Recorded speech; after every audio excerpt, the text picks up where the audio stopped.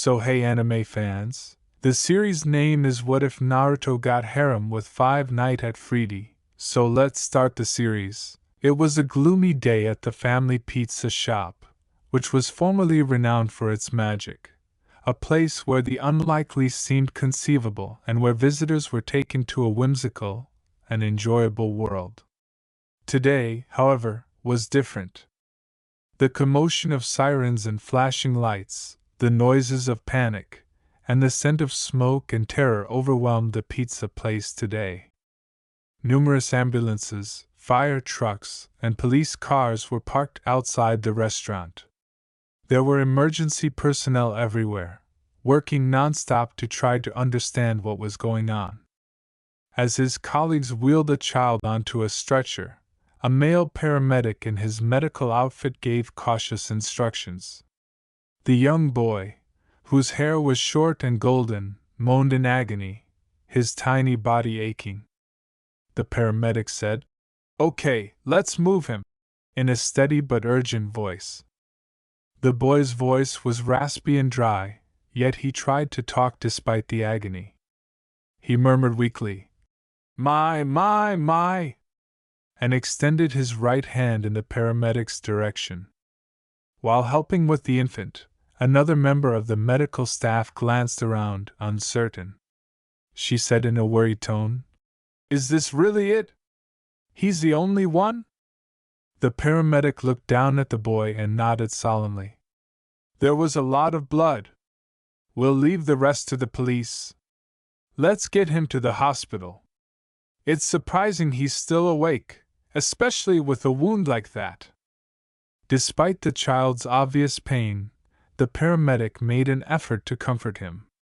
He got a needle ready in the hopes that it would ease the boy's pain and say, "Kid, this is going to help you relax." Where are my? The boy's breathing was short as he strained to form words. His vision turned black and the world fell silent before he could say another word. "Where are they?" "My pals are where?" The child's thoughts reverberated through the shadows. After 10 years, even though the years had gone by, Mike Schmidt, a 20-year-old man who had dedicated a large portion of his life to attempting to forget the atrocities of his early years, was still plagued by the memories. He was lying on a therapy couch today, staring off into space and thinking. Mike! A harsh, clear voice pierced his slumber. He brought himself back to the here and now. He gasped, as if he had just woken up from a long sleep. "Huh!" Mike's therapist, an elderly woman with blue eyes, short brown hair, and a serious manner, stated, "We were talking about your past. The nightmares you've been having lately." She looked at him with concern as she adjusted her glasses. "I need you to focus. You said it's been 10 years, right?" Mike nodded, fatigue imprinted on his features. "Yeah." His therapist softly probed. "What else do you remember?" Mike rubbed his temples and moaned. "Not much. The nightmares always end with me being rushed to the hospital. And that creepy laugh. Every time I hear that laugh, my head starts to throb, my chest tightens, and then I hear a scream. That's when I wake up in a cold sweat. It's like I'm reliving it all over again, but I can never remember what the place was called. Even my mom forgot." His voice trailed off as he halted. "Half of my childhood is a blur. I can't remember anything from when I was 7, 8, 9, or 10. It's like there's a hole in my memories. I only remember things from when I was 13 and up." The therapist inhaled deeply, taking in Mike's words. "I see. And these nightmares are affecting your daily life?" Mike nodded, his countenance growing more dejected. "Yeah. My girlfriend left me because she couldn't handle the nightmares. The screaming, the panic attacks. It's been tough." The therapist's eyes softened with compassion as she folded her arms. You mentioned that your mother is the only one who has told you about your fear. What did she say? Mike scowled more deeply. She told me it was something from my childhood, something I don't remember. She said it's why I'm afraid, but it doesn't help me understand. It just makes everything worse. It's been 10 years, why can't I remember? His therapist looked at him empathetically. Mike, I know this isn't easy, but you've been coming to therapy for 5 years now. We both know that the only way to truly heal is to confront your past. It might not feel like the right time, but the longer you avoid it, the harder it will become. You can't live in the shadow of these nightmares forever. Mike murmured, I don't know. His eyes lowered, reluctant to look her in the eye. Her voice became more intense as she leaned forward. Mike, you don't understand why these nightmares keep haunting you. You don't know why you keep dreaming of the hospital or hearing that laugh. But you have to face it. Find the source of your pain, or you'll never be free. With the weight of her words bearing down on him, Mike gazed at the ceiling. He wasn't prepared. Not quite yet. He rose up and tried to get rid of the overwhelming ideas that were racing through his head. Yeah, well, thanks, Doc, he muttered, his voice no more than a whisper. It's getting late. His therapist smiled at him with concern but warmth. I'll see you next week then? After a moment of hesitation, Mike nodded. After muttering, maybe. I'll give you a call. He turned to go. Mike was brought back to earth by the chilly air as soon as he went outside. He realized he couldn't continue to flee from his history indefinitely, but he wasn't sure where to go next. The sight of a woman with beautiful blue eyes and long red hair caught his attention before he could lose himself in his thoughts. She was accompanied by a young kid, a shorter-haired redhead with a yellow frock and a small pink pony toy in her hand. Grandma, look! Daddy's back! The excited young girl exclaimed, gesturing toward Mike. Mike's mother approached him with a gentle smile, but there was a hint of worry in her eyes. Her voice was soft as she said, How did it go, honey? Mike attempted a tiny smile that fell short of his eyes. Not sure. My nightmare's still getting the best of me, but with time, I guess it'll work out. His mother's gaze, which had been there for the previous decade, was a mixture of affection and anxiety. She wanted to assist, but she was unable to change his memory. Mike couldn't get rid of the thought that whatever was concealed in his past was something he would eventually have to face, even as he embraced his mother and daughter. So aren't you gonna tell me what your part-time job is? You said this will help you with extra money? The mom responded, Well, it's a secret, nothing I can't handle beside only from midnight to 6 in the morning. Mom, can you babysit Tayuya while I'm at work, okay? Mike replied with a grin. With a smile, the mother said, Just be safe, dear. Mike lowered himself to his daughter's level and gave her a head pat, causing her to grin with joy. Tayuya held her tiny pink pony to her father and said, Have fun at work, Daddy. Bring Pinkie Pie with you. She'll make your job more fun. He kissed his daughter's forehead and said, I'm sure she will, thank you, honey. Mike sighed and frowned slightly as he moved away from his mother and daughter. I need this because it will help me, but I also need the extra money. After 2 hours, 9 o'clock. All right, Mike, what could go wrong since this is your first night job? He reflected to himself. What happened to Freddy Fazbear's Pizza? Years ago, their motto was, A place for children and adults alike to have their dreams and fantasies come true. Given that it being the first night, Mike checked his watch and realized that he was 4 hours early. Hey, you there! Exclaimed a female voice. When Mike heard a woman, He paused and turned to check behind him. The individual in question was a lady, roughly Mike's height, with a slim build, a somewhat oversized bust, black hair, and green eyes. She wore a black suit and matching black high heels. Mike nodded and asked, "Are you Mike, the new guy?" "You're early, good," she said with a grin. "I thought it would be a good idea to show up early, miss." She uttered her name. "Freddie." "Wait, isn't?" She interrupted him to ask. "The same name as the place?" "Yeah," Mike said, perspiring. She moved away and opened the building's front door. "My parents thought it was cute and funny. Anyway, follow me, Mike. Let me show you what your role will be," she said. Following her, Mike went into the building where he would do his work. As he followed her, his blue eyes wandered about the area before settling on one spot. There was a stage in front of Mike, but it wasn't just any stage. It was big, but what was on it caught Mike's attention the most. The big person himself, Freddie Fazbear, was standing on the massive stage.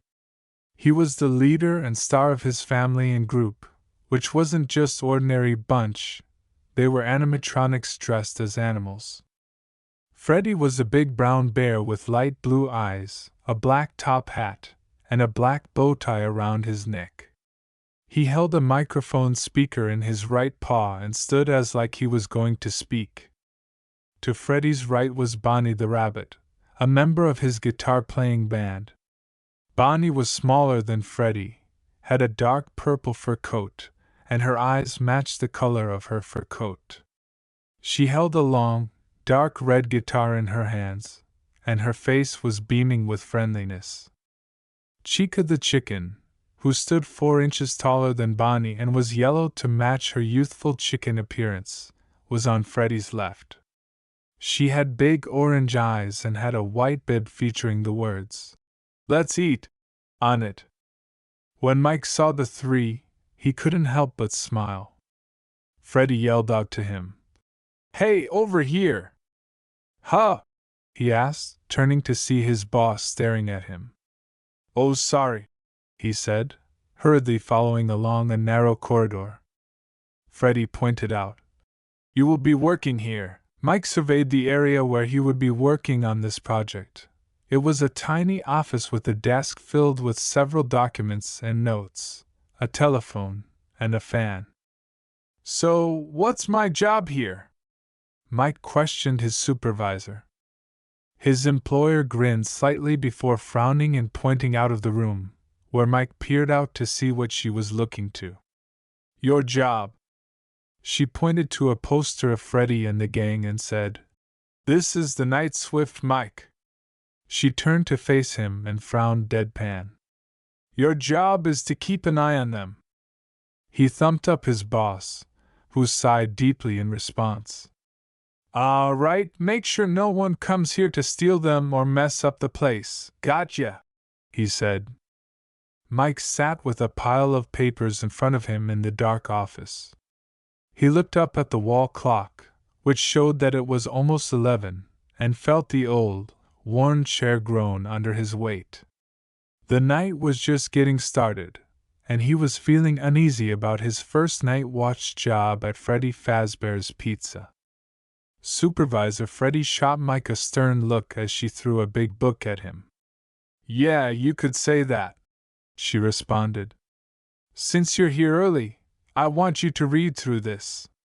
It explains the rules, how things work here, and just in case anything goes wrong, this book will help you." The book fell onto Mike's lap and he just managed to catch it. He picked it up, opened it, and skimmed the first page. He frowned and mumbled, "Night Swift gets a special set of gear, huh? That sounds fun," not knowing if he should believe it or not. When Freddie said, "For tonight, just wear your standard clothes," she was being serious.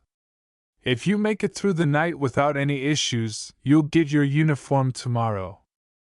Mike nodded, but the sentences were beginning to blend together as his eyes continued to search the book. In a hushed voice, she continued, "If everything goes well, I'll see you tomorrow," with an odd sense of finality. Her final words were unclear to him. Mike looked up from the book and replied, "You said something?" She softened her attitude and smiled, saying, "Nothing, just do your job, and it'll be morning before you know it." Mike was left alone in the antiseptic, dark office as Freddie turned and walked out. As the clock above ticked away toward midnight, he watched her leave, feeling the weight of the situation weigh heavily on him. Mike sighed and returned his focus to the book he was holding. The sheets listed the night watchman's fundamental duties, such as keeping an eye out for intruders and troublemakers. After attentively reading the instructions, his eyes began to tire from the repetitive details. He tried to remain awake by leaning back in his chair, but the night's tension and the monotony of the rules quickly overtook him. His eyelids were dropping by the time the clock struck 12. The silence was broken abruptly by the high-pitched ring of the telephone, and Mike lurched to his feet in his chair, almost toppling over. His heart pounding, he cried out, "Gah!" while the phone kept ringing. Mike muttered, his voice heavy with worry and drowsiness. Who? The fuck? Who?" The voice on the other end said, Hello, with a lot of static. I wanted to record a message for you to help you get settled in on your first night. I actually worked in that office before you. I'm finishing up my last week now, as a matter of fact." Mike rubbed his cheeks with one hand and moaned within. Not sure if he should even listen, he said to himself. "Great, I'm sure this will be helpful. So I know it can be a bit overwhelming, but I'm here to tell you there's nothing to worry about. You'll do fine. So let's just focus on getting you through your first week, okay?" Mike tried to listen while leaning back in his chair, but he could feel his focus wavering. As if it were just another day at the workplace, this phone guy was speaking to him as if nothing had happened. "Well, let's see," the voice went on. "I meant to read the company's introductory greeting first. You know, it's kind of a legal thing. Welcome to Freddy Fazbear's Pizza, a magical place where fun and fantasy come to life for both kids and adults." The message seemed scripted, almost like a planned pitch, and Mike rolled his eyes as he heard it. He tried to ignore it, but when the voice became more serious, he found himself looking back at the phone. "Any harm to people or property is not Fazbear Entertainment's responsibility. A missing person report will be submitted within 90 days of learning of any damage or fatalities, or as soon as the property and grounds have been completely cleaned, bleached, and the carpets replaced." What the hell? Mike thought, his stomach sinking as he froze and narrowed his eyes as he gazed at the answering machine. Ignorant of Mike's mounting uneasiness, the voice went on. "Blah blah blah, now that might sound bad, I know, but there's really nothing to worry about. Do I blame the animatronic characters for being a little strange at night? No. I'd probably be a little cranky at night too if I had to sing the same dumb tunes for 20 years without taking a bath. Therefore, keep in mind that youngsters have a particular place in their hearts for these characters, and we should treat them with some deference. All right? Something tells me the worst part is coming," Mike thought, shifting uneasily in his chair as his mind raced, attempting to make sense of what the phone person was saying, but something about the tone didn't set well with him. "So just be aware," the voice said, "because the characters do have a tendency to stray a little. They're left in a free-roaming state at night, I guess. Something about their servos locking up if they are left off for an extended period of time, I guess.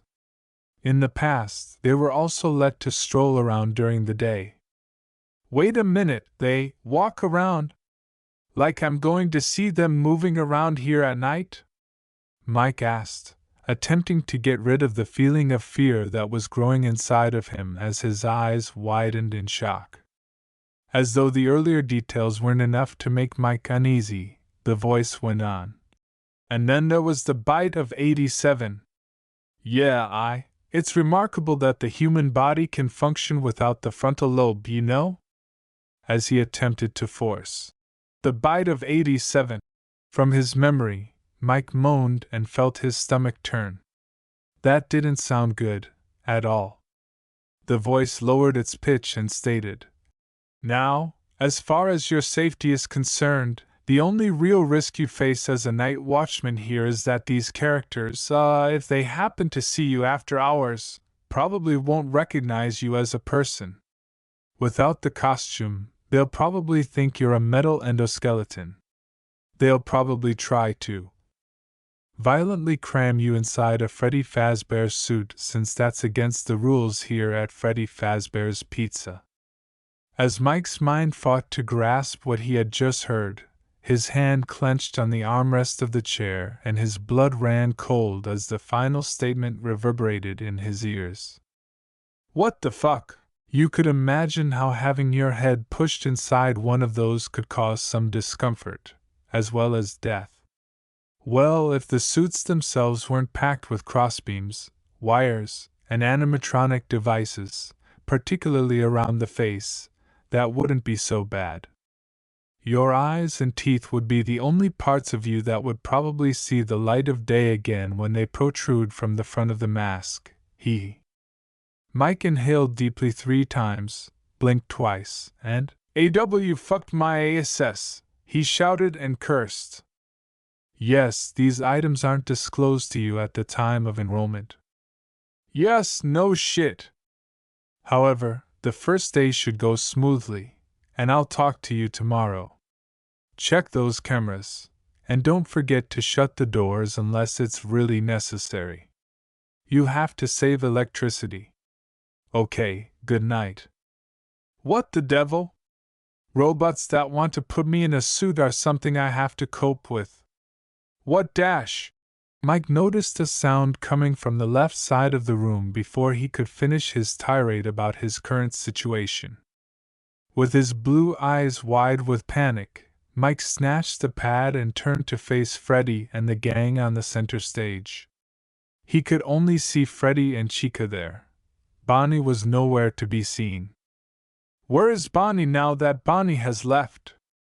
Where had she disappeared to?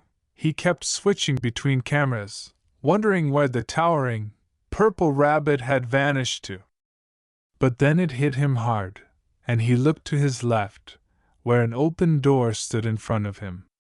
He peered at the black nothingness of the left doorway, his eyes wondering where the light switch was, and he began to perspire. After reaching for it and pressing the light switch button, he later came to regret his decision. Hello there, a woman's synthetic voice addressed him. Mike halted, terrified of what loomed before him. It was Bonnie the rabbit. Bonnie didn't appear any different, but there was one thing that was really strange about her. Her eyes, which had been purple, were now glowing red. Time stopped as either he or Bonnie broke their eye connection. Mike swiftly hit the red button for the door as he noticed Bonnie was reaching for him. Slam! The door slammed, but Bonnie pulled her arm out of the way before it could snap. She moved, therefore she's actually alive. Holy sh*t, he wasn't joking. His breathing became labored. However, he later realized that if Bonnie was active, then the others were as well. Mike checked the pad to make sure the others were moving, and he saw that only Freddie was on stage. He pressed the light button quickly to make sure Bonnie was gone, but she wasn't. He opened the door with a sigh of relief, glanced at the pad, and noticed Chica standing in the dining hall. He returned and used his pad to examine the other cams. How did I get myself into this situation? He sighed and scowled as he peered through the cameras. He glanced at the office clock above him. Is it already 3 o'clock? I'm not sobbing about that, though. The phone guy told me I had to get up in the morning, huh? He must have quit after dealing with this, so I can understand why they wanted a new guy. Even if I need more money, I won't be doing this for a week. Mike began to feel a chill creep down his spine as he was absorbed in his thoughts, and failed to spot Bonnie's stealthy entrance into the room.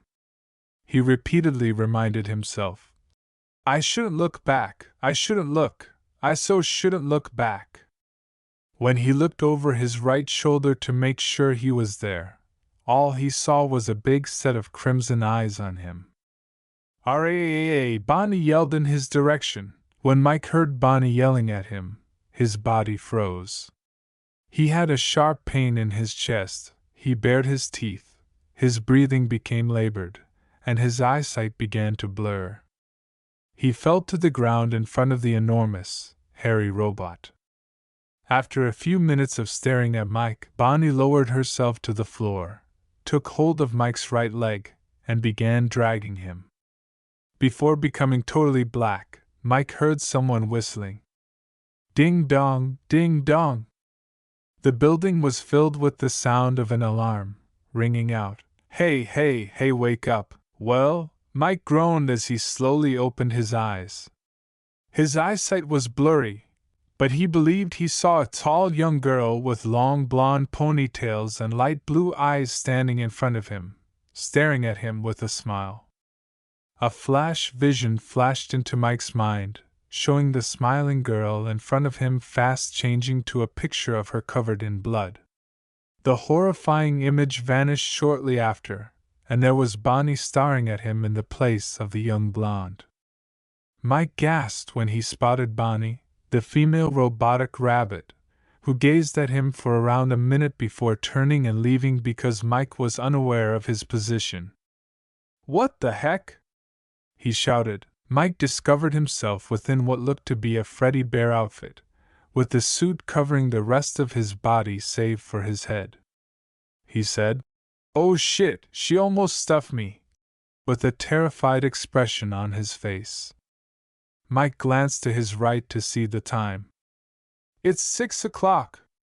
I hope they won't return because I truly lucked out. Hold on, it's dawn. Mike attempted to move, but the person who put him in the suit intended to make sure he would have to fight hard to get out. He struggled, saying, "Shit, I can't move, damn, I can't get out." After 1 hour, Freddie showed in to check on the new guy's progress. She entered the office where Mike was supposed to be, but it was empty. Not another one. She sighed, closing her eyes. Damn it, you have to get out, she heard the voice of Mike. Mike was attempting to wiggle his way out of the bear suit when Freddie dashed towards the parts and service area. Are you okay? Mike was assisted by Freddie in leaving the suit. What the devil, gah, he shouted to his boss. What's wrong with you? She turned to face the irate young man. Robots nearly stuffed me inside a bear suit, he shouted. Oh yeah, she said with a laugh. I apologize for not informing you about. Yes, you forgot. The pleasant robots during the day are trying to put you in suits at night. He scowled. Look, Mike, I'm sorry I forgot to tell you. I would have been completely in the dark if it weren't for that phone guy, he growled. Sighing, Freddie said, Again, I'm sorry. Mike was about to utter the two words that every supervisor detests hearing. Avoid! She shouted. Why not? Mike said, frowning broadly as he stared. You're the other guy, the new person. She groaned. Will you stay another night? Until I find someone to take your place? I'm surprised you made it through the night, but you should exercise caution. I don't know why, but something inside of him pushed him to stay, to take on just one more night. It was as if he couldn't ignore the strange connection, like something bigger was at play, and maybe, just maybe, this night would offer some kind of answers. Mike closed his eyes, the weariness of the night weighing heavily on him, and his thoughts drifted back to that strange moment with Bonnie earlier, and that strange image of a young girl. With a heavy sigh, he said, "Fine, but you better find a replacement quick." His resignation was evident, but there was an irresistible tug in the pit of his stomach. Freddie smiled at him, her face softer than before, and her voice was full of sincere gratitude as she said, "Thank you, Mike." With a slight frown forming on his forehead, he inquired, "Same time as before?" He wasn't positive if he was making the correct decision, but there was no going back now. "Same time. See you then," she said, nodding in agreement.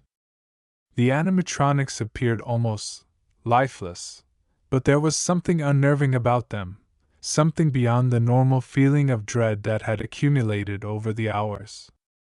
Mike turned and started to leave the office, but before he could get out, his eyes went to the center stage, where Freddie, Bonnie, and Chica stood just as they had when he had first arrived earlier that evening. He looked aside and started to leave, but as he did, he noticed something: Bonnie's eyes, a tiny movement that most people would miss but Mike couldn't help but notice, and he couldn't get rid of the sensation that the animatronics were observing him more intently than before. The night was far from done, and tomorrow would be only another night, another opportunity to live. Mike left the room after taking one last look at the stage. As promised, Mike went back to his night job the following evening, and when he walked into the office, Freddie was smiling broadly, clearly in a much better mood than when they had first met, and her expression changed to one of genuine happiness at seeing him again. With a broad smile, she declared, "I've found your replacement." Unbelieving the change of attitude, Mike lifted an eyebrow, curious. "Where is my replacement, then?"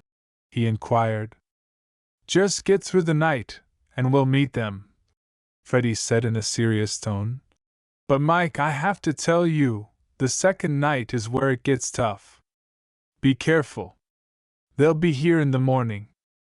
As he looked at the clock, Mike remarked, "I have 2 hours before I start. Would it be okay if I hurry to the store across the street because this is my last night?" Trying to keep the discussion light, he asked. Freddie's eyebrows shot up in suspicion. "For what purpose?" Mike gave a flat, deadpan response, saying, "I like to be prepared." After a moment of hesitation, Freddie shrugged. "Yes, grab a cup of coffee. You will require it." After 2 hours, as he listened to the phone tape for the second night, Mike sat in the office, tapping his fingers nervously against the desk. As though it had become more of a habit than anything that truly mattered, the voice on the other end of the line sounded uncannily serene. "Hello, huh? Hi there?" With a little crackling, the voice started. "Well, congratulations if you're reading this and you made it to day 2. This time, I won't go into as much detail because Freddie and his pals usually get busier as the week goes on. To make sure everyone is in the right spot, I might want to take a quick look at those cameras while I speak. You are aware of..." Mike's eyes darted across each screen as he grudgingly navigated through the camera feed. He quickly realized that Bonnie was the first person to disappear. As he explored the hallways, the image flickered a little. He discovered Bonnie standing immobile and strangely close to the hallway. The speaker went on. "Freddie himself doesn't leave the stage very often, which is interesting. However, I've heard that he gets much more active at night. Well, I suppose that's just one more reason to keep your power on." Mike was so focused on the cameras that he hardly paid any attention anymore. He had discovered that there were other dangers besides Freddie, Bonnie, and the rest of the gang. Something about this place was seriously flawed. The speaker said, "I also want to stress how important it is that you use your door lights." Frustrated, Mike slammed his hand down on the desk. "Indeed, I appreciate you informing me about the lights a night later," he yelled mockingly, but it did little to calm the growing panic in his chest. Unaware of Mike's annoyance, the voice went on. There are blind spots in your camera views. Additionally, those blind spots are located directly outside your doors. Therefore, make sure to check the door lights if you are unable to locate someone or something on your cameras. You might not be in any danger, of course, but you could just have a few seconds to react.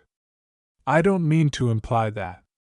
As the voice continued to babble, Mike scratched his face and tried to concentrate. Even though he was previously aware of much of this, his uneasiness continued to build. He kept looking at the screens.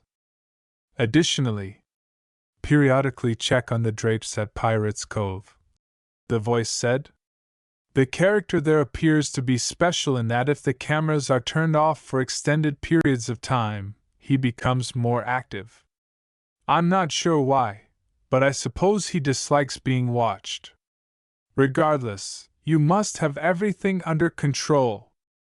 Mike made a hasty switch to Pirates Cove. To a tiny relief, the drapes remained closed. His anxieties calmed a little, and he sighed. The speaker concluded, sounding almost happy. Talk to you soon. The night began to weigh heavily on Mike as he reclined in his chair. All right, he whispered to himself. Bring it on night 2. Mike's gaze strayed to the desk. His eyes fell on Pinkie Pie, a tiny doll that his daughter Tayuya had given him. The weight of everything weighing on him at once caused his heart to soften. The kind grin that had formerly gone with the toy was now a depressing reminder of his difficulties. His thoughts returned to the earlier chat of the morning as he closed his eyes. You're leaving your new position? But it was just one night, honey, his mother had remarked, her voice full of worry. Mike had responded, Mom, I can look at other places. But it was clear that his tone was one of defeat. I doubt it, honey. With the sting of reality still in her voice, she had responded, Those other jobs couldn't hire you because of your nightmare. He started to say, Yeah, but I can, when his mother interrupted. Honey, no buts. You must possess strength. You can't give up.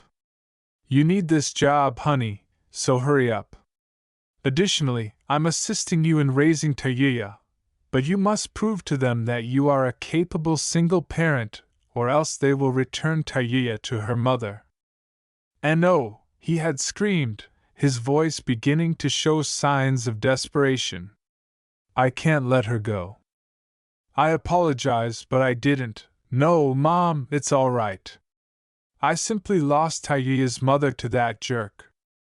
My daughter is not going anywhere. She is my golden star and everything I have left.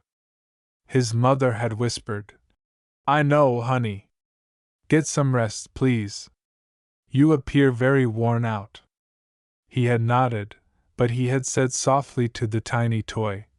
I'm not totally alone, huh, Pinkie Pie? Even though the weight of everything was nearly too much to bear, he gave a little smirk. Mike brought himself back to the present. He looked at the cameras once more. Freddie was the only person on stage. Chica was nowhere to be seen. He looked to Pirates Cove and saw that the curtains were still drawn, but for how long? At the door, he swiftly turned on the light. Chica was standing at the doorway, looking menacing. Mike's heart thumping, he slammed the door swiftly. He looked to the left, but Bonnie wasn't there. When he got back to the main stage, Freddie was motionless. However, there was a problem. Freddie was looking straight into the camera, seemingly aware that he was being watched. With his anxiousness soaring, Mike thought, "Okay, like that's not creepy at all." He got sidetracked and neglected to investigate Pirates Cove while he kept an eye on Bonnie and Chica. When he did remember, it was nearly too late. Chica was gone when he looked at the right side once more. With a breath of relief, he unlocked the door, but then he saw the power meter on the pad. It was 71%. It was barely 3:25 a.m. on the clock. Mike turned to face Pirates Cove. He stopped. Through the break in the curtains, he could see a pair of eyes staring back at him. His breath caught in his throat as he held on to the desk. The eyes were vacant and soulless. Then the room was filled with a deep, unsettling laugh. Was Freddie there? Mike asked out loud in a tremulous voice. The room seemed chilly and unsettling, and then Mike heard it, a whisper, quiet but icy. "That's me." Mike's eyes became wide with surprise. He lowered the pad slowly and surveyed the room. His heart almost stopped as he saw what was in front of him. Freddie Fazbear was standing in front of him, but he had changed. His eyes were hollow, black, and soulless, and his once brown fur had turned dark, almost yellow. He stared at Mike with a vicious intensity that filled him with waves of terror, but he was empty, like a shell. Mike suddenly understood that he was dealing with more than simply broken animatronics. There was something far darker going on, and it was getting closer. Like a flickering flashlight, images of Gold Freddy flashed through Mike's head when he first saw him. When the flashes ended, he turned to see that Gold Freddy had vanished. He yelled, "What the fuck? What the fuck okay?" "All right, Mike, even though you're not sure what you just saw, keep your composure. This place is just playing tricks on you. Come on, now about that Pirates Cove." When he returned to see how Pirates Cove was doing, he discovered that the curtains were open and that whatever was within was gone. Mike sprang out of his chair and stumbled as he attempted to reach the door switch when he turned the camera to the main corridor and seen someone swiftly moving toward the left side of the office. With a sudden thinking, he snatched up the pink toy horse and hurled Pinkie Pie at the door switch. The door swiftly closed. Bang bang! Before fleeing, the unidentified thing knocked on the door twice. With a sigh of relief, Mike turned to face the toy horse. "To think that a pink pony my daughter wears around saved my life," Mike said, laughing. After picking up the Pinkie Pie toy and setting it on top of his desk next to the phone, Mike checked the pad to discover that he had 55% of his power left. Gosh, that thing knocking on the door used up all the electricity. It was 4 o'clock. He groaned. "Looks like we're getting close on both ends." He glanced at the main stage pad and noticed Freddie was still there. He next turned to the corridor, where nothing was visible, and then turned to the kitchen, where the audio was clear despite the camera not working there. As he pushed the light switch and glanced to his left, he noticed Bonnie standing at the door. "Hi th-" With a deadpan expression, he answered, "No, Bonnie," and pressed the door switch. Slam. "I'm not understanding this time, Bonnie." It's odd, though, that Bonnie spoke to me while Chica remained silent. Perhaps it has something to do with their system, Mike wondered. Mike couldn't help but feel as though the monster in the cove behind the curtains knew what Mike was planning when he went to check on Pirates Cove and noticed the same creature staring at him through the camera once more. Mike heard the sound of what he thought was Freddie laughing again. Ding dong, ding dong. Mike had survived the second night of Night Swift when the alarm went off, alerting him to the fact that it was 6 in the morning. Looking through the pad, he watched Bonnie and Chica making their way back to the main stage and striking their friendly posture as Freddie gave the camera one last glance before locking into position. I survived. Mike left his office and went to Pirate's Cove. Since it was 6 in the morning, he plucked up the courage to open the curtains and see what the hell nearly caught him on the second night.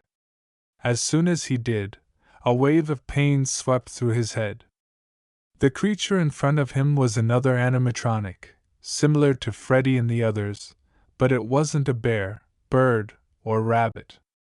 Instead, it was a red fox with green eyes, wearing torn dark green shorts, and a hook for its right hand. The fox robot was damaged, and it looked different from Freddie and the others. There was a notice that read, "Out of order," next to the fox. Mike's nose began to bleed as a series of sentences flashed across his mind. "You're Foxy." Mike noticed that his nose was bleeding and hurried to the restroom to clean himself up. Unaware that Foxy was watching, he carefully glanced down and saw the drop of blood on the floor. Foxy glanced to the others as they examined Mike's location. As a kick jolt to his system began, Foxy sensed something was off. He was viewing an ancient recording of former occurrences, or rather, a flashback. In the previous recording, Foxy saw a young boy with short blonde hair smiling at him. His pals were calling the young boy, who was with Freddy Fazbear. The young boy waved goodbye to Foxy, and Foxy, the robot, waved back. As the recording continued, the Foxy system abruptly began to ignite, causing it to shut down. Freddy's voice yelled, "Mike!" Chica, Bonnie, and Freddy swiftly snapped back into position and went into sleep mode. After tidying up a little, Mike emerged from the men's restroom to be met by Freddy and a young man. Freddy moved aside to allow the young man and Mike to exchange remarks. "Mike, I'd like to introduce you to your replacement," Freddy said. "Hey, this is Kiba." The young man had keen eyes and a large smile with 2 large fangs. He was dressed in a dark gray outfit with a hood cover over his head to conceal his hair. He looked almost dog-like. Mike shook Kiba's hand and said, "Name's Mike." Mike couldn't help but notice something about the young man as he gazed at him. "Hey kid, old are you dash?" "Mike, that's not nice asking questions like that. Besides, Kiba is in need of extra money and was looking for a job," Freddy replied immediately. Mike believed his employer was concealing something from him, thus he didn't trust her. "Freddy, I'll stay one more night." "Huh, but I thought you wanted." Freddy frowned and perspired, knowing that Mike was still upset with her for not telling him about the robots, and what they would do if they caught you. "I want to show the new kid what he needs to know if he's gonna work here every night, don't you agree?" she asked. Kiba grinned and laughed. "I don't mind, I might learn a few things from this old dog." Freddy glanced at Kiba, then glanced at Mike before turning back to Kiba. When Freddy approached the main stage, he looked at Freddy and the group and said, "Okay, but tonight is your last night, Mike. You're only working to help show Kiba how things are done. Mr. Mike, I'll see you tonight." Kiba hurried away. When the two were by themselves, Mike approached Freddy and shouted. He inquired, "How old is he?" She stared boredly and questioned, "Why do you care?" He posed the query, "How old is he?" 16, why? She wanted to know. "He's 16? He's too young, especially for this kind of work," he barked.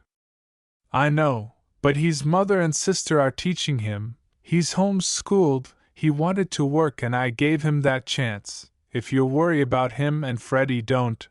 She lit a cigar. Mike screamed, "They will stuff him." "They won't, it's not in their program." "Huh! Mike was perplexed. Ages from 2 to 17 are viewed as children to the animatronics. Even if they see you as an animatronics without a suit, they won't see Kiba as one since he's still a kid, she stated with a grin. This is her plan, isn't it? He pondered. I see, but I'm still coming back. I want to see just in case. She patted him on the right shoulder and said, Kiba will be fine, Mike. Relax, I wouldn't risk his life if I knew he. Mike regarded her with disdain.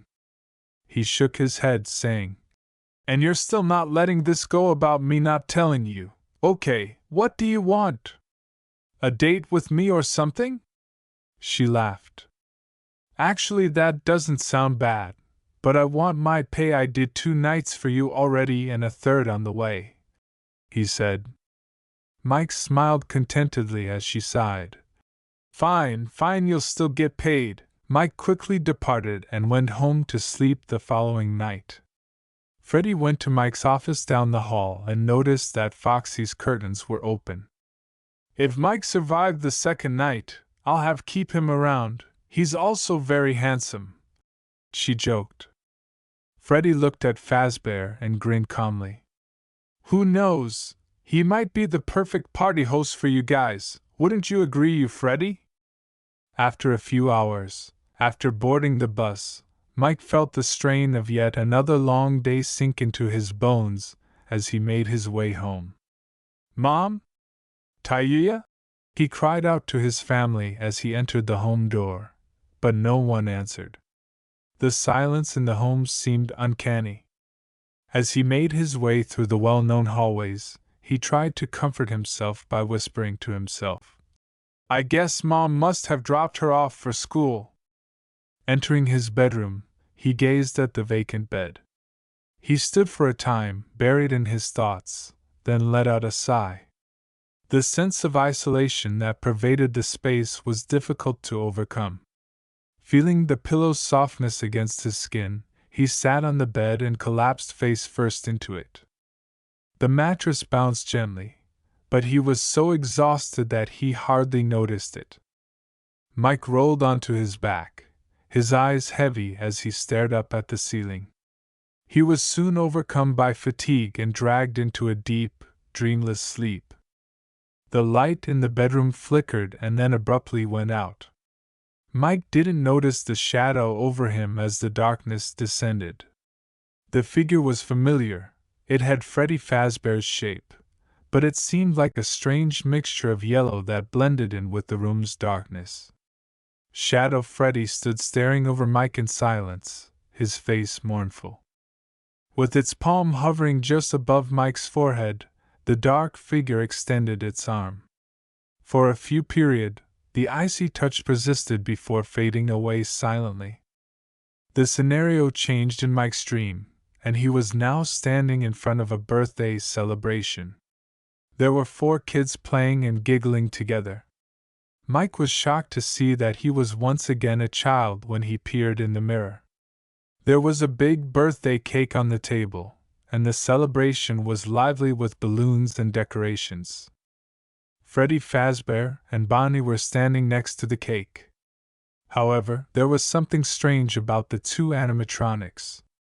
They didn't look like the light-hearted performers he had recalled. Instead, they seemed aloof and nearly dead. Freddy pointed right at Mike, and there was something unnerving about the expression in his eyes. Mike's breath froze in his throat as he turned to see what Freddy was pointing at. Unable to stare at what had been exposed, he let out a horrified gasp. Freddy and Bonnie were gone before he could make sense of it, replaced by a man in a purple outfit.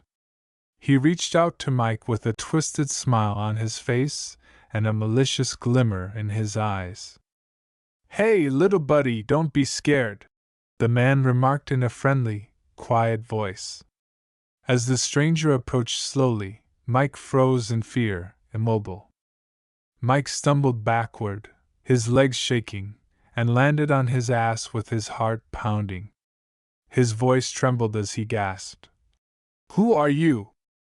The man squatted down in front of Mike, his smile turning into something darker as it grew wider.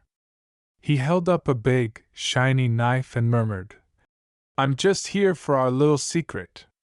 I won't hurt you, if you keep it between us, little buddy." The stranger leaned closer, and Mike's eyes widened with fear. Mike's voice reverberated over the dreamscape as he yelled,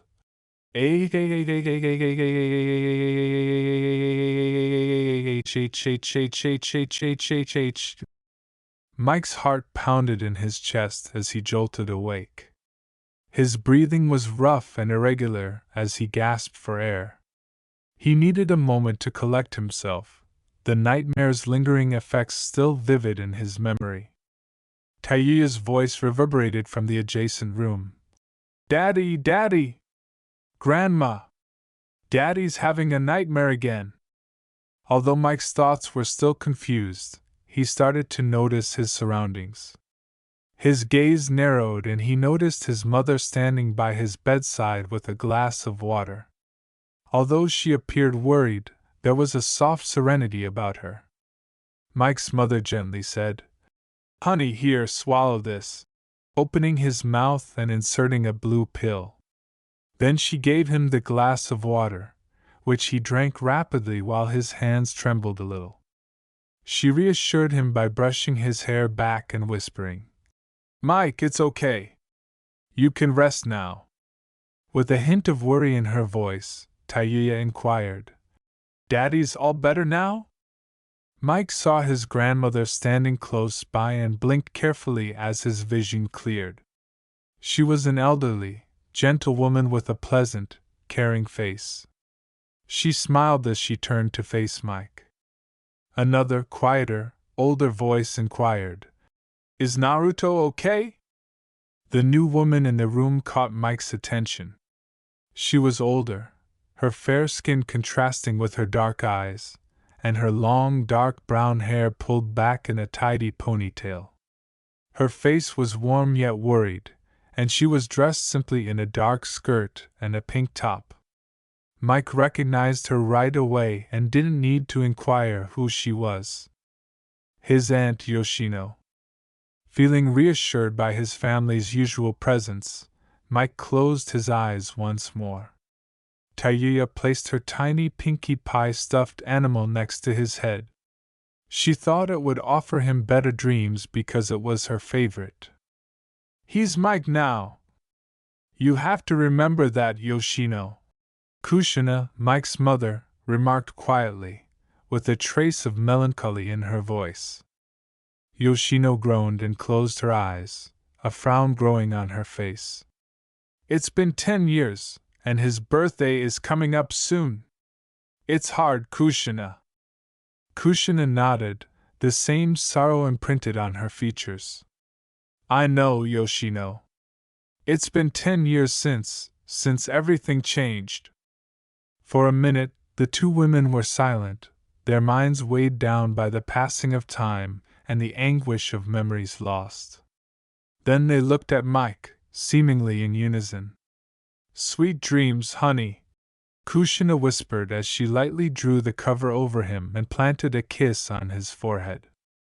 Mike found himself alone in the silent darkness as the women left the room. The room's light was extinguished, and he was surrounded by a serene quiet. As he fell back asleep, the voices in his head started to murmur softly. A young family with a mother with brilliant red hair and a small son with short, spiky blonde hair appeared in the depths of Mike's dream. As they went into the ball pit, the youngster was giggling and gripping his younger sister's hand. Their faces were beaming with anticipation. "I'll be fine, Mommy," the youngster smiled. The young mother grinned as she watched them leave, but she had a heavy, unsaid load on her shoulders and exhausted eyes. "Come on, Naruto, let's go," the kid said, guiding his younger sister out.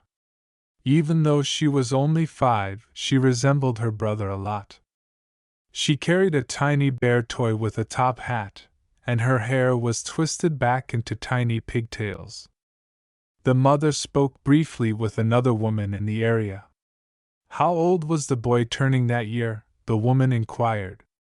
The red-haired woman, Kushina, answered. He'll be 10. But her voice had a hint of melancholy. But it won't be the same. Yoshino, the other woman, inquired worriedly. Why not? When Kushina said, Minato won't be here. A shadow moved across her face. Today was supposed to be special, but it just feels so wrong. The two mothers exchanged a silent, perceptive glance.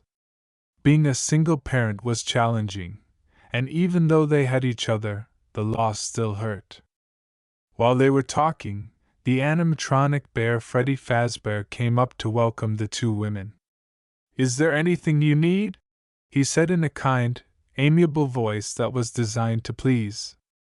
Kushina grinned slightly and responded, No, Freddie, we're fine, thank you, as she saw her kids playing. With amazement in her eyes, Yoshino shook her head. I can't believe you don't find them creepy by now. Kushina chuckled softly. I've gotten used to them. It took a while for Naruto and Naruto to open up to them, but now, they love Foxy and Bonnie the most. Yoshino inquired. You mean the yellow one, right? Yeah, that one, Kushina remarked with a contemplative nod. I think they retired that model before reopening the place. Yoshino turned to face the children and saw that Naruto and Naruto were sharing a chuckle while Foxy the pirate animatronic watched over them. Despite the fact that the animatronic appeared to be everyone's favorite, Kushina couldn't get rid of the uneasy sensation she had when watching her kids. Yoshino said in a worried tone, Aren't you worried about Foxy hurting the kids? You know his hook is real, right? When Kushina looked up to see the kids and Foxy, she noticed that they were leaving together in a small group, following a yellow Freddie Fazbear in the distant playroom. I'm not worried, because Naruto and Foxy have small history. He was actually the first one Naruto saw, Kushina said with a smile. I'm fine, they'll be fine, Kushina said with a slight sigh of relief. They'll be fine, they'll be fine, they'll be fine. Kushina regrets those comments for the rest of her life. Dream's conclusion. When Kushina opened her eyes, she saw her granddaughter's adorable face from her sleep. Kushina checked the time and saw that it was 10 in the morning. Having only slept for a few hours, she began to have nightmares or thoughts about the incident that had occurred so many years prior. Kushina became interested in learning more about her son's new career. She was concerned about that brief incident that occurred a few hours ago because her kid hadn't responded to his dreams in a long time. Without waking her grandson, Kushina got out of bed and wore flip-flops before heading downstairs to her son's room. When she noticed that her son's bedroom door was slightly open, she went to check on him to make sure he was still asleep, but he had left. In the kitchen, a voice exclaimed, Ah, damn it, hot, hot, hot! She went to the kitchen and said, Honey? Is that you? After failing to make hot coffee, Kushina went into the kitchen to see her son. Let me help you, she replied, grinning maternally. A few minutes later, when they were enjoying coffee at the kitchen table, Kushina noticed that her son had bags under his eyes from poor sleep. Before she could respond, she let out a little, exhausted sigh. Her son asked her, Mom, what do you remember of the year 1987? Huh? She was quite shocked. What do you remember of the year 1987? Why? She inquired. Because, before I had a nightmare, I dreamed I was a kid again. I had 5 friends. One of them was my little sister. With a short, I don't remember, she said. Huh? Kushina stated. I said I don't remember. It was years ago, the late 80s. I'm getting old, honey, and you know us old gal don't remember much, ha ha ha ha. Yet the mention of that year made it sound as though she was in pain. He glanced down at his coffee cup and said, "Sorry I asked?" Mike shook his head in response to his mother's statement. "No, I should be the one who's sorry, dear." 2 hours later, Mike and his daughter Tayuya were at a public Liberty event. Mike positioned his daughter on a tiny couch a few inches from one of Liberty's computers. Tayuya was wearing headphones and enjoying her favorite tunes, some of which were her father's songs and others that were theme songs from children's cartoons. With suspicious eyes, Mike scanned his surroundings to make sure no one was watching him. He sighed slightly and entered the events of 1987. Mike came across a list of events that occurred in 1987 and after, but he was concentrating on identifying any noteworthy ones. He scrolled through the list, but then he noticed something that drew his attention. Since 1987, children have been missing. When he clicked on that note, a newspaper section listing the events of that year was displayed. 5 kids vanished from Freddy Fazbear Pizza in the area. Mike saw pictures of the 5 missing children as he scrolled down, and their names appeared beneath each image. Fiona Tella, Shikamaru Neru, Ino Yamanaka, Naruto Uzumaki, and Naruto Uzumaki. Another list of 5 kids was below the names, and just like previously, their names were displayed as well. Michael Smith, Kenny Allen, Sakura Haruno, Hinata Hyuga, and Glenn Fred. Then, a list of 1 missing child appeared, but this time it was from 1982. Tiffany Betty. Mike recalls hearing the phone guy say something about the Bite of 1987 list, but he was about to click on it when he stopped, as if something were preventing him from doing so. The sight of the number 1987 alone made him feel like a cold, gloomy child. He read more about the missing kids after scrolling back up to the list of missing kids and seeing that some of them were related. After noticing each person's last name, he realized that Yoshino, a friend of his mother's, had been living with him and Kushina for many years. However, he couldn't recall why she had done so. As he read on, he would learn that the missing kids were murdered by a coworker who dressed up as one of the pizza place's mascots.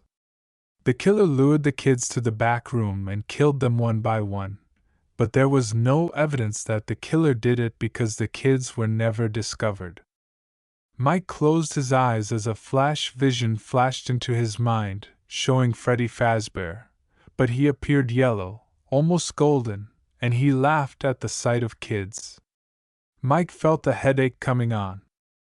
"Hey there, little buddy, did you bring your friends?" "Yeah." "Good, come on, let's go back so we can play hide and seek. Can we have cake first?" "Don't worry, we'll have cake before the fun begins. After all, you're my little buddy, I'll have a special cake for you and your friends." Uncle Freddy, will Spring Bonnie be there?" I'm not sure. Why?" "He's my best buddy. We all used to play a lot, but then he got broke. You told me you'll fix him. How is he?" "He's fine, little buddy. He's tired, but right now he's resting. Hey, how about this time? Once this is over, I'll show you and your friends where he is." "Really? Where is he?" "He's in back room, follow me." "Ugh!" Mike groaned in agony, unaware that he was bleeding from his nose. He cursed when he realized. "Pardon me, sir," a woman's voice said. Mike turned to gaze at the person on his right. It was a young woman with short brown hair, light brown eyes, a big round earring on her right ear, a lovely grin, and blue pants that matched her light blue top. Inquiring, "Who are you?" "Mike, my name's Kamaru, but my friends call me Julie," she replied, beaming broadly. After they had been staring at each other for a while, Mike asked. He questioned Kamaru. Did you want to use this MS?" She attempted to glance over to see what he was looking at, but he immediately closed the page and shut off the widow. Yes, please, but seem like you're using for it. It's nothing, he replied. I'm Mike, by the way. She smiled warmly and added, It's a pleasure to meet you, Mr. Mike. After leaving the recliner, Mike hurried to his sleeping daughter, picked her up and carried her on his back, and continued walking silently. The young woman wasn't only a gorgeous face, Mike didn't know that. However, she found out what Mike was looking at in a straightforward manner, and when Kamura looked up, he was gone. Mike sat down at a bus stop with his sleeping daughter and sighed as his thoughts turned to all that he had learned. He had found a list of missing children from 1987 and the bite of 1987, as well as a youngster who had gone missing a long time before. Maybe Freddie knows something? Mom, I know won't tell me, and I don't think telling Aunt Yoshino will be helpful, he said.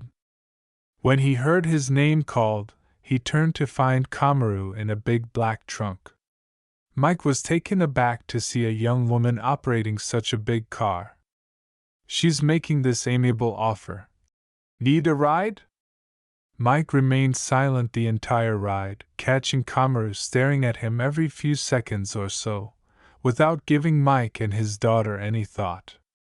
He said, staring directly at the road, Shouldn't you pay an attention? Mike's eyes widened briefly before he frowned. I've been driving for a while, my driving skills are no problem, so why were you looking up those missing children case? He questioned her. Why do you want to know? Not many people know about that place. It became a legend, or rather, a ghost story. I wasn't born when it happens, but my parents would tell me stories about what happened. Are you one of those people?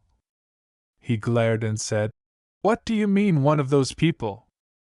The people who lost their child to that place. There's been many events in case. As such, one parent tried to burn the place down but was stopped, she said. Mike became interested and asked, Interesting, what else you know about it? There a bite during 1987, yeah, that one, a kid got bite on the head by one of those robots. The mother of the child freaked out so much, she not only damaged the robot that bit her child but made the locks on the robot's jaw held a tight grip on the child's head. The firemen had to use the jaws of life to get the child free. She continued about the 1987 bite. What happened to the child? The child survived after having his frontal lobe removed, but he only lived up for 9 nights. On the 10th day he died. There was talk about 5 children that missing was actually killed. They were murdered by a man posing who was a co-worker at the Freddy Fazbear. Mike exhaled sorrowfully and said, Yeah, he dressed up as one of the animatronics and lured the children in the back room. Kamura questioned, Do you work there? Yeah, I do. I hear the robots come to life during the night and try to put people in the suit. Is that true? He gave her a humorous scowl, and Kamura laughed as she turned away. You know, for a young girl, you sure know a lot of the place than I do, and I work there, he said. Sorry. You do mind driving to my place? I need drop off my daughter before I go to work? She asked hastily. No, it's only 3 o'clock. I have time before my night shift begins, he said. Oh, sorry. She scowled slightly. He concluded. As I was saying, I need to drop my daughter off before I go help out a band. A band, huh? She asked, and he nodded. After an hour, Night Swift will arrive in 8 hours. After dropping his kid off at his mother's, Mike strolled down a flight of stairs with Kamura at his heels to meet the band he had mentioned. Descending the stairs of a nearby store called Little Dream, Mike waved to the shopkeeper. Hey Sue, a tiny young woman with brown eyes that matched her brown hair. Sue notices Kamura behind him and asks, Who's she? Mike, you're early. Any reason? Sue nods in response to his question. A new friend, I'm just showing her around. Is everyone here? Yeah, they about have first round. I'm sure the group will be surprised to see their coach. Sue chuckled. Coach? Kamara was perplexed. More like a teacher. The band is a group of young kids that go to the school around here. I'm not an official teacher, but when come to music I have my fair share of taste. Let's leave it at that. Mike chuckled. Mike and Kamaru entered the store's back, which turned out to be a separate room. It appeared to be a staging area that led to a front stage where special performances were taking place, and there were 5 individuals there, 3 men and 2 women. Yo! Mike said, lifting his right hand. One of the band members said, Wow, didn't think we'd be seeing you today, Mr. Mike. He smiled candidly and said, Hey, you guys don't mind if I show my friend here what I do for my hobbies? Sure, we're about to have a show in 5 minutes. We might have to change our song though, he questioned them. What song?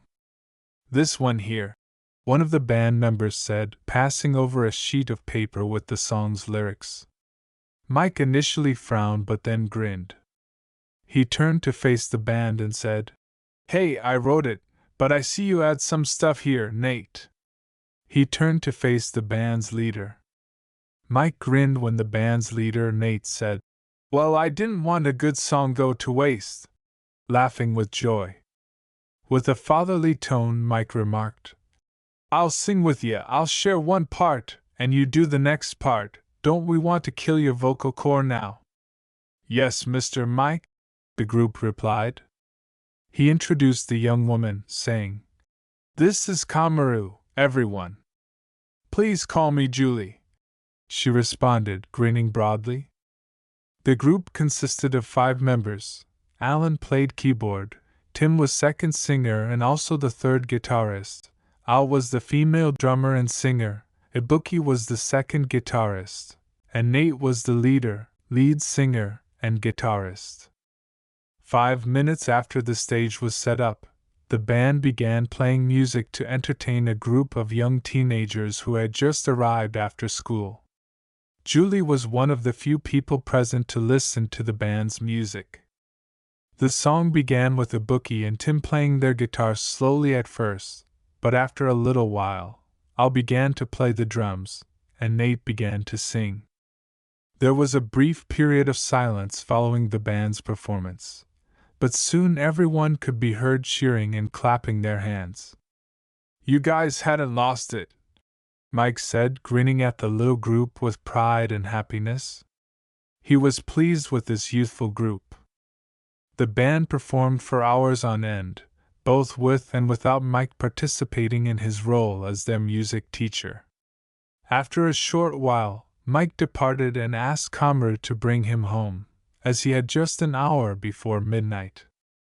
Upon entering his home, Mike noticed that it was only 11 o'clock when he received a phone call. When he answered, he recognized the voice. Hello? The speaker was frightened. Kiba? Is that you, kid? What do you want? The job doesn't start until midnight. I'll be there soon, Kiba inquired. About that, could you come here sooner? Why? Oh, I don't know. I came here thinking I can get feel of the place, by coming here about an hour early and I'm being attacked by the robots here. The bunny won't leave me alone. He was crying with a silly voice. Mike heard Bonnie's pleasant, synthetic voice say, Hey there, would you like to play? No, I don't, leave me alone, Bonnie. Come on, open the door, so we can play. Let us fit you in a nice suit. Mr. Mike, help me. The bunny won't leave me alone and I don't know where the chicken is and Freddie is laughing at me. Help me, I don't think I can make this night. Mike hung up, and fortunately for him, his ride hadn't left yet. Calm down, Kiba. I'll be there soon. Just make sure they don't enter that room, but please try your best to save the power. If you lose power, it's game over. Kamura looked perplexed and asked, Something wrong, Mr. Mike? I need a ride. A fellow coworker needs some help with a problem. He was weeping. Following an hour and a half, Freddy Fazbear Pizza, Mike hurried out of the truck and went to the front door. But he was unable to open it after Kamura drove as fast as he could to the pizza business. Damn, it's locked, he said, kicking the door. Hold on. Kamura extracted a hairpin from her right pocket and pressed it against the keyhole to unlock the door. He questioned her. Whoa, when did you learn how to do that? She grinned and said, My dad shows me. Mike looked at Kamura gravely and said, Okay, Kamura, stay here. I'll go inside, and when I stay here, I mean it, stay here. She would grimace when she saw how serious he was. Okay, I'll stay. Mike took a quick look at his watch. Only 3:16 a.m. had arrived. He had no time to squander, but the night's silence was unsettling. He made sure the hefty door crashed shut with a loud boom as he pushed it open. He hoped that the animatronics would notice the ruckus and give him the advantage he needed to get away. His eyes darted across the room before settling on a big cardboard box with the words, Equipment, written on it. He had an idea.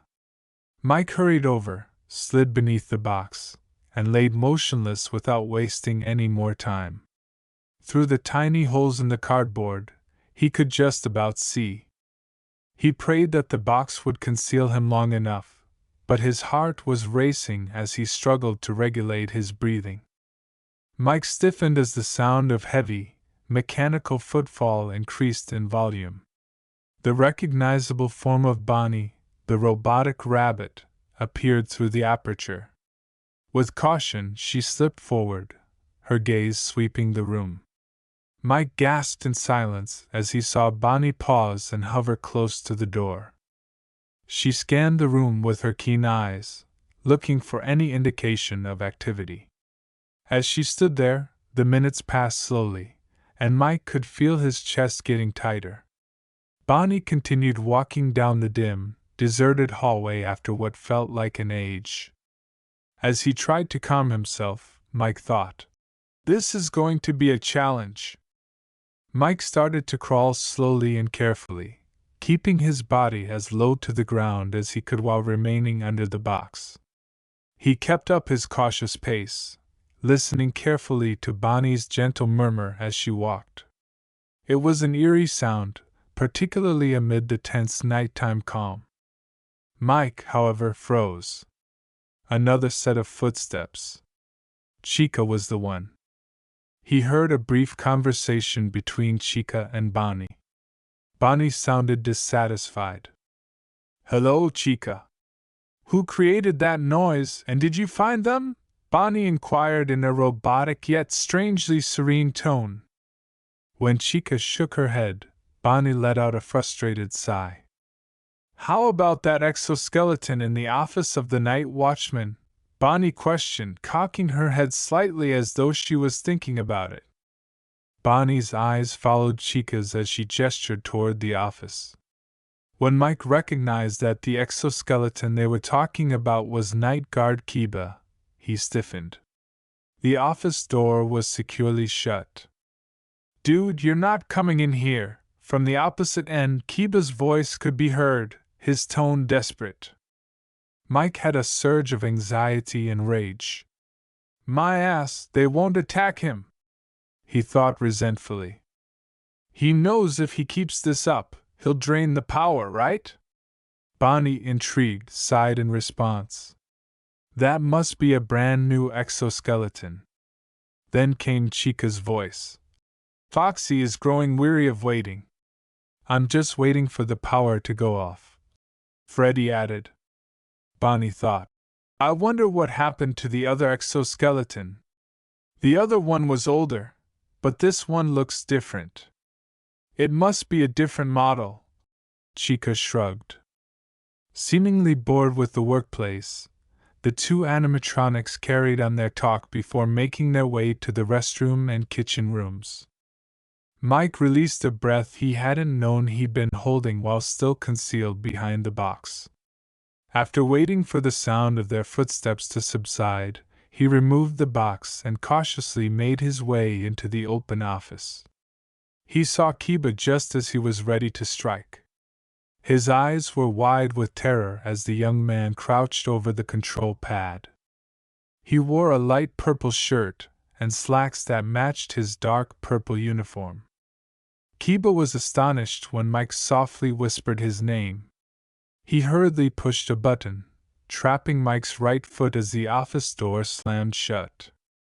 Mike writhed in agony, screaming, "F-U-C-C-C-C-K-K-K," as he made a valiant attempt to free his foot. "Open this goddamn door!" he screamed in a panic. Mike knew that Bonnie and Chica would soon hear his cries as they reverberated across the hallway.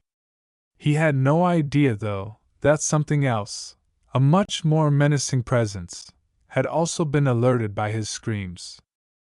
Abruptly, from Pirate's Cove, came a deep, rumbling roar. With scary speed, Foxy, the animatronic pirate fox, sprung out of his hiding place and charged at Mike. Foxy tackled him to the ground with amazing force before he could even respond. Despite Mike's best efforts to defend himself, Foxy's might was too great. Mike let out a yell of agony as the animatronic's razor-sharp claws tore across his face. Mike clutched Foxy's left arm with one arm in a last-ditch effort to halt the barbaric scratching. However, Foxy persisted. In an attempt to eat Mike's face, the animatronic opened its jaw. Mike was about to shout again when he saw something odd. Bonnie and Chica were nowhere to be seen. They were all gone. The words, "Chomp! Chomp! Chomp!" were spoken by Foxy just inches away from Mike's face. "Fuck! You!" Mike clenched his jaw, fighting off Foxy's vicious attack. "Oh no! Go!" Kiba yelled in a panicked voice as he hurried to assist. "KK Kiba." When Mike realized that Kiba was still in the office, perhaps oblivious to the danger outside, he gasped and felt his heart drop.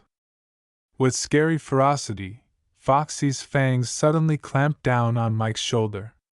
Mike screamed in agony because the pain was unbearable. But for a second, everything froze. Something hot and moist splashed across Mike's right side of his face, blurring his vision. He tilted his head to the right and gasped. A big piece of skin was gone from Foxy's shoulder as he drew away from him.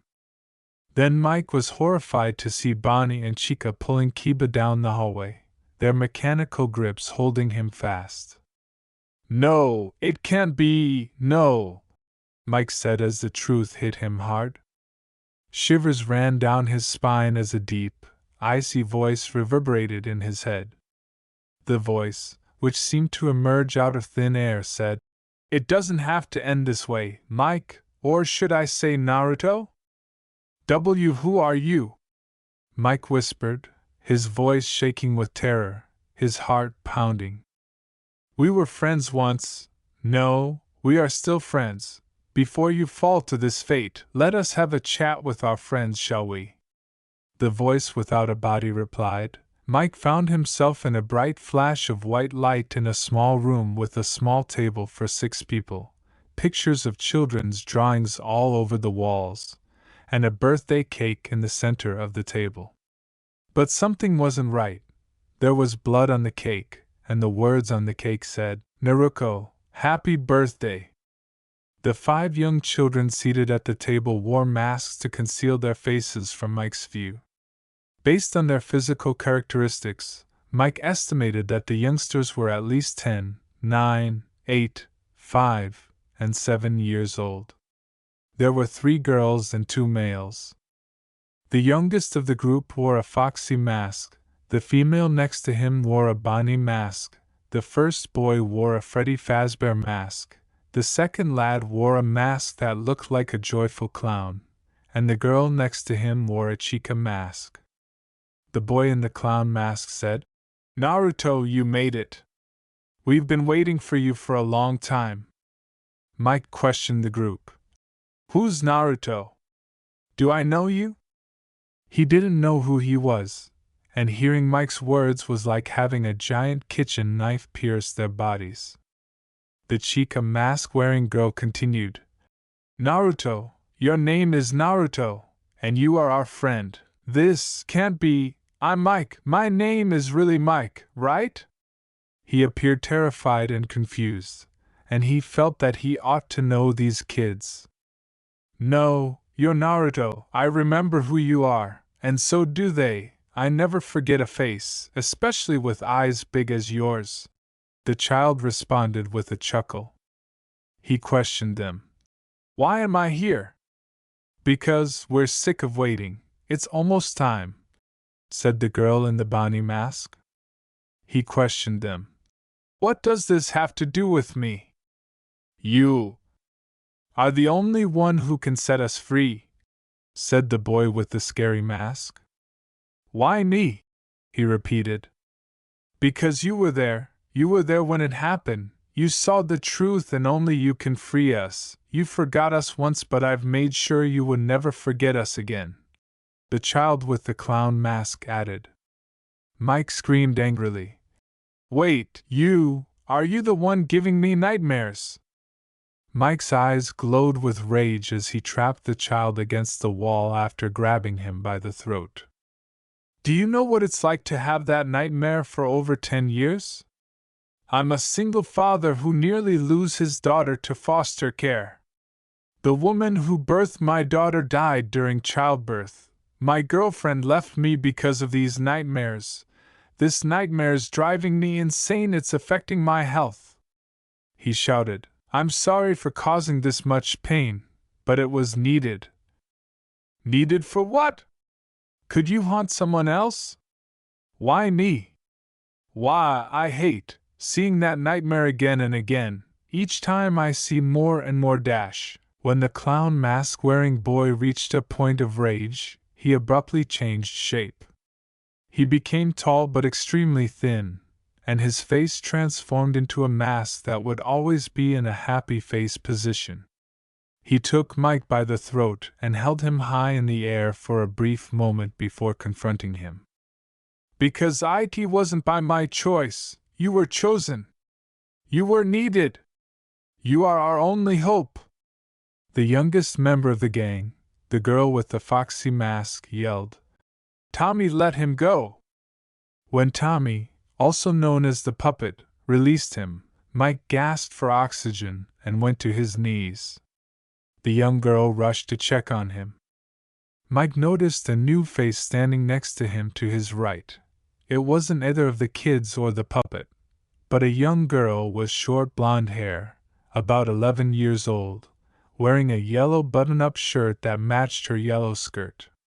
When Mike looked at her face, it wasn't a happy one. She had a dejected pout on her face, and her eyes were gone, replaced only by empty darkness as black liquid poured from her black eye socket. When the ghost girl said, "You became very handsome, Naruto, don't you remember me?" "It's me, Betty." Her voice was full of vibrations and echoes. Mike glanced and noticed a set of handprint markings around her neck. Mike's thoughts stopped as he relived recollections of the past. He saw a childlike vision of himself pursuing a little girl who was either 3 or 5 years older than him. "Come on, Naru, chase me!" "Ah, come on, slow down, you're too fast, Betty." "If you catch me, I'll give you a kiss, you're like I wanna be kissed by a girl." "Betty, it's you, but you ran away from home?" "Your parents." "I didn't run away. I was killed by that man, the man that you helped." Betty shook her head. Mike could feel Betty's rage weighing on him like a burden of regret, fear, despair, and hatred as she bared her teeth. Tommy remarked. Betty, calm down. He didn't know. None of you knew. Betty did just that and took the sixth seat. Naruto, it's time for you to remember. I don't want to remember, I'm afraid. Tommy's voice was filled with terror. He truly didn't want to recall that particular period in his life, the harsh recollection known as the past. I know, but remember this past. Your past is our past. Our pain is your pain. Tommy's mind dragged back into the past as he grasped Mike's head with both hands and gazed into the puppet's vacant eyes. Flashback. Freddy Fazbear Pizza on June 12, 1987. I recall that it was Naruko's birthday, not mine. Is she my sister? Your younger sister. As Naruto and his younger sister Naruko bid farewell to Foxy the pirate, they joined their pals in asking Freddy Fazbear to host a special birthday cake celebration for Naruko prior to the main stage party. Today was Naruko's 5th birthday. The yellow Freddy questioned Naruto and his companions. Hey there, little buddy, did you bring all your friends? Yeah! The 6 of them shout as one. Tommy couldn't make it, his brother always teasing him. Tommy ran back home. Naruto murmured. Shyly, Naruko said, maybe he'll show up later on. Naruto smiled and said, yeah. Okay, Uncle Freddy, we're ready. Good, come on, let's go back so we can play hide and seek, replied the yellow Freddy, who agreed. Can we have cake first? Said Shikamaru Neru, Naruto's closest friend. Don't worry, we'll have cake before the fun begins. After all, I'll have a special cake for you and your friends, he remarked to Naruto. Uncle Freddy, will Spring Bonnie be there? I'm not sure. Why? The other kids gave Naruto a strange look when he asked. He's my best buddy. We all used to play a lot, but then he got broke. You told me you'll fix him. How is he? He's fine, little buddy. He's tired, but right now he's resting. Hey, how about this? Once this is over, I'll show you and your friends where he is. Really? Where is he? He's in back room, follow me. Naruto and Naruko were the first to enter the back room, after the kids had gone there. A tiny cake was placed on the table, and everyone sat down with a broad smile on their faces. The yellow Freddy gazed at the kids, then turned to his right and gave them each of the animatronics masks, Freddy, Bonnie, Chica, and Foxy, but Naruko was without one. Feeling sorry for his younger sister, Naruto gave her his mask, which caused her to laugh heartily. Ah shoot, Yellow Freddy said with a disappointed shake of his head. Ino inquired, What's wrong, Freddy? When he said, I forgot to get the knife to cut the cake, Naruto offers the suggestion. I'll go get it. Really? Ah, thanks, little buddy. Hurry up, everyone's hungry. Unbeknownst to the small youngster, the yellow Freddy slowly closed the door as he laughed, sending shivers down anyone's spine. Naruto hurriedly left his chair and raced out of the room. Naruto was heading to the kitchen to grab the knife when he abruptly stopped when he noticed a room named Parts and Service to his right. The door was slightly open, so he approached it out of curiosity to take a look inside and see what was within. Something in the room was leaning its back against the wall in a broken manner when Naruto noticed it. Whatever it was, it moved slightly as though it spotted him. However, he let out a scream when someone grabbed him by the right shoulder. It was Foxy, Naruto's other favorite animatronic, and it was unusual to see him not at his cove, where he usually resides. Hold on, lad, no need to be scared, it's me, Foxy the Fox Pirate, ha ha ha ha. Naruto questioned. Foxy? What are you doing here? Are your mother looking for you, lad? Come on, let me take you back to her. The little child shook his head and said, No, not yet, Foxy. I need get a kitchen knife. Knife? What for? A young lad like yourself don't need a knife. Knives are dangerous, and I won't have my first mate harm himself, the tiny youngster said. But you have a hook for an arm? Indeed, Foxy said with a laugh. But that's what happens when you play with knives. Now come on, let's get you back to your mom. Naruto's eyes were full with urgency as he said, Okay, but first, let me bring everyone back. Can you tell Mom I'm going to get the others from the back room? After Foxy nodded, Naruto bounded out in the direction of the rear of the structure. Wait a rotten minute, we don't have a back room, Foxy said, pausing as his mind processed the idea. As he mentally went over the arrangement, a chilly revelation struck him. A child traveling alone was never a good thing, and there was no back room. Foxy's eyes became wide with fear, and he started running after Naruto right away. Foxy hurried to the back and noticed the door was shut. He smiled broadly and wrenched it open. Hey guys, sorry the 10-year-old Naruto froze in the doorway. He looked around the room, his eyes wide with shock. He had not anticipated what he had entered. It was all wrong. The mood was a little strange. The kids were laying in strange, contorted poses, all over the place. With a faint quiver in his voice, Naruto shouted, Hey guys, you fell asleep? Come on, wake up. Foxy said we gotta go. He approached the area where Ino and Shikamaru were laying. Shikamaru was slumped in his chair, the Freedy mask barely hanging over his face as his head hung forward. With Ino's face pushed against the table, blood slowly trickled off the edge and collected on the floor. Shaking Shikamaru's shoulder and jabbing Ino in the back of her skull, Naruto yelled, Shikamaru! Ino? Either of them answered. His voice cracked. Come on, guys, wake up, he said. He observed that the palm of his right hand was stained with blood. When he noticed a big blood spot on Shikamaru's chest and another at the back of Ino's head, panic shot through his chest. His eyes began to well up with tears, but he shook his head and hurried to his buddy Fiona and his younger sister Naruto. Fiona remained silent, just like Ino. However, Naruto's gut churned as he saw her. Fiona's tongue stuck out of her mouth, and her eyes were big and vacant. Her throat was sliced long and jagged. Naruto, a voice muttered, faint and hoarse. A beat skipped in Naruto's heart. In the hopes that it was a sign of life, he turned fast.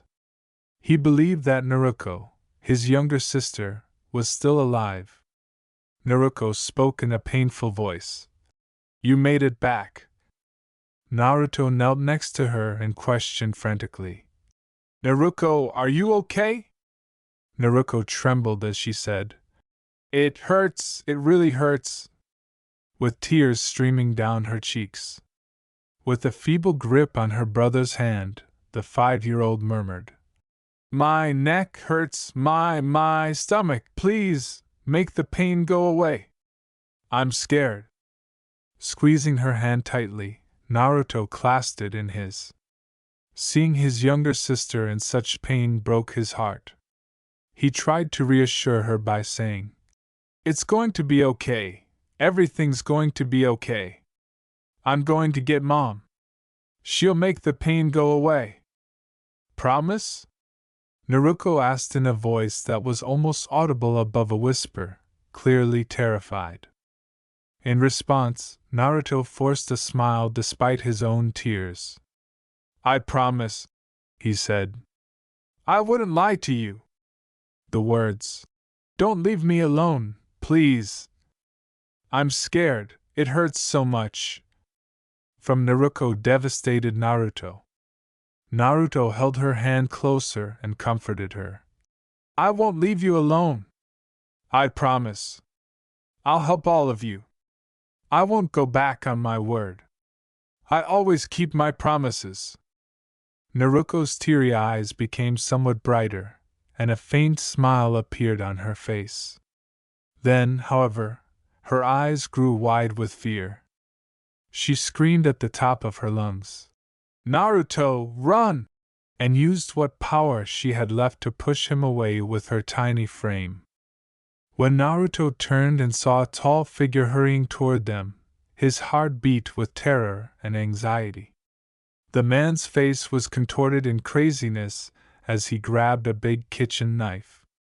Ugh, ugh! H! With a terrible sigh, the man groaned. When the man got to them, Naruto's blood turned cold. He stabbed his younger sister in front of Naruto in a horrible motion, driving the sword deep into her neck and back.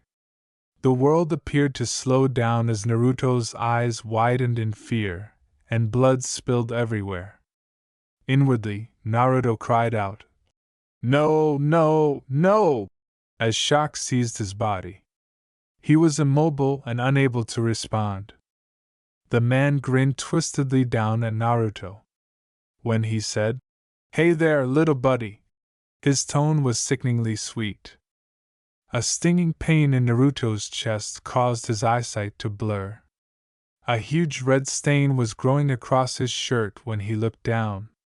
He had been grazed by the man's knife, and the pain was burning like a fire through his body. "Stop it! There can be no more!" The voice inside Naruto's head broke through the confusion and muttered, "I can't stop, it's out of my control now." "Why? Why, damn it?" "Because you wish to keep in mind." "I don't want to remember, please, you have no other option."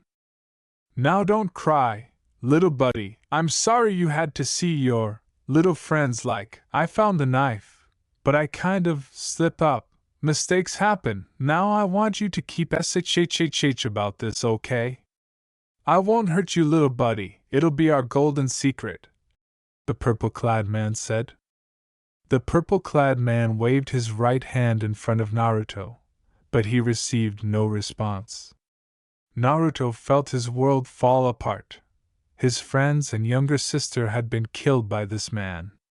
He heard a heartbeat in his head, which at first began to beat quickly, but as he gazed at the bodies of the dead children, the image of his friends and sister lying dead in front of him made Naruto laugh out, his little mind broken. Naruto first smiled as he giggled, but his chuckle quickly became into laughter, and he dropped to his knees. When Foxy saw 4 dead youngsters in this tiny room, he halted and said, "Our finally found ya, mate." But his mind cracked when he glanced down and saw his little buddy grinning. When Foxy noticed someone or something running by him, he acted fast and grabbed the person's right arm with his hook, accidentally puncturing the flesh of the arm. Foxy yelled, "Rah!" at the assailant. "RAGH!" The purple-clad man grabbed a tiny hammer and struck it directly into Foxy's face, loosening his jaw. The man then shoved Foxy, sending him falling in Naruto's direction. Still giggling, Naruto whirled around to see Foxy's open jaw descending on him. Chomp! A few moments later, Kushina mutters nervously, "Damn it, where is Naruto and Naruko?" I found the lad." Foxy's voice could be heard, but it seemed a little muffled. Kushina turned around with a broad smile, but as she gasped at what she saw, her mouth dropped open and her stunning blue eyes widened in terror. Foxy had Naruto dangling from his jaws. The flashback has ended. He used you to kill us. He brought your trust using a Freddy suit. I'm sorry to say this, Naruto, but isn't the first time it happened. Remember when he told you your other 5 friends left you behind? During your birthday party the year before that, do you remember that? As the broken guy repeatedly mumbles. No, it's my fault. Everyone's died. It's my fault. It's my fault. He murdered me outside Fredbear family dinner. No one saw a thing to think that I was going to play hide and seek with you the next day. I was his first one. He saw you had so many friends. He knew you would be his golden trinket, Betty stated, after reliving the past once more. Mike, or rather Naruto, fell to his knees. He remembered everything, but then it dawned on him that he had seen his name on the list of missing children, even though he wasn't actually missing. Tommy, also known as the puppet, saw his friend scream out his cries as the pain of reliving that terrible moment flooded his mind, heart, and soul. It's my fault. He grabbed his head while he let out a sobbing scream, tears streaming down his face. The ghosts of the dead children glanced away. When Naruto could take it no more, she rushed to embrace her older brother, whom she detested seeing in such a condition of sorrow. She began to cry with her big brother, saying, I forgive you, big brother. It's not your fault. You held my hand. You stayed. Naruto questioned. Tommy, why are you here? Did he kill you too? I died through a different means. Can say I am their voice of reason. Things are different here and in the real world. These poor souls are anger and thirst for revenge so badly. I can't help them, not without your help. You are the only one who knows what really happened. The kids looked away as Puppet sighed. Naruto questioned them. How? Tell them the truth. Find us, find where their bodies were kept, find the truth, and so they will be free. You are our only hope. I will send you back. You have 1 full day to discover who murdered your friends. They will spare you this night. Hey, what about Kiba? He's just a newbie. His fate is sealed. No, you can't. He didn't do anything. He's just a kid. He's innocent. Naruto screams. Tommy gazed at the spectral kids and said, So were they. Naruto frowns and says, Please, Tommy, spare one soul. Tommy sighed and said, All right. He raised his right index finger and said, Just this once, don't make me regret this decision, even if you're an old friend of mine. Thank you, Tommy, he said with a grin. Naruto waved goodbye to her big brother, as everything quickly turned white. Bye, Naruto, good luck and thank you, please don't forget about us, she said. Dancing, dancing, dancing. With a heavy gasp, Naruto's eyes sprung open. He glanced at the clock and saw that it was 6 in the morning. Then, a sharp ache struck him, reminding him that Foxy had attacked him and bitten him.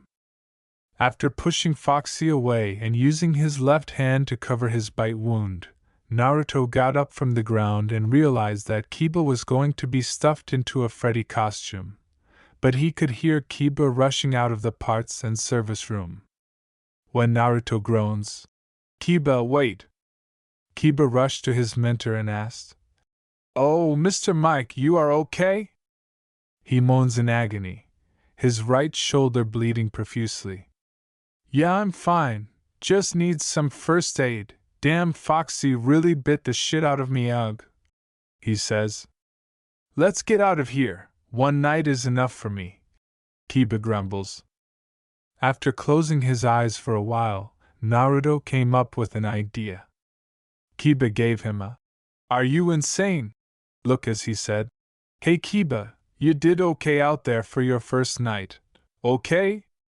I was nearly stuffed in a damn bear suit, he yelled. You lasted to nearly 4 a.m. on your own, and last time I checked that is something of skill even for a rookie like you. Let me talk to our boss, I got an idea on how we can win in the end, Naruto said with a grin. Kiba became perplexed and asked, Are you sure, Mr. Mike? Trust me, kid, I know what I'm doing, He glared at Kiba strangely. Also, I thought they wouldn't attack you. I wasn't lying about my age. I don't know why, but they looked at me for 1 second, then tried to attack me. But early on I met the Day Swift guy. He's a bit odd for a dude. There's no Day Swift guy. Kiba began to appear quite concerned. Let's save this chat later. Let's get some fresh air. The stunning sunrise was the first thing the two saw when they stepped outdoors together, followed by their boss Ms. Freddie's startled expression. She said, "What the fuck happened to you two? Let's just say we had a rough night. Can you take me to the hospital? I'm kind of bleeding here." "But I thought..." Kiba nodded as Naruto sighed. "We'll talk about it later." Sighing, "Follow me, Freddie." Naruto frowned as he looked about, and Kiba saw this and asked him what was wrong. "It's nothing, kid, I'm happy. Just happy we survived the night. Come on, let go get you fix up. Where have you gone?" Naruto's thoughts pondered the whereabouts of the young lady Kamaru. Freddie brought Naruto to the hospital while the three jumped in his big red van, and the puppet watched them go without the three's knowledge. He tapped his forehead twice before vanishing into thin air, saying, "You have one free night, Naruto.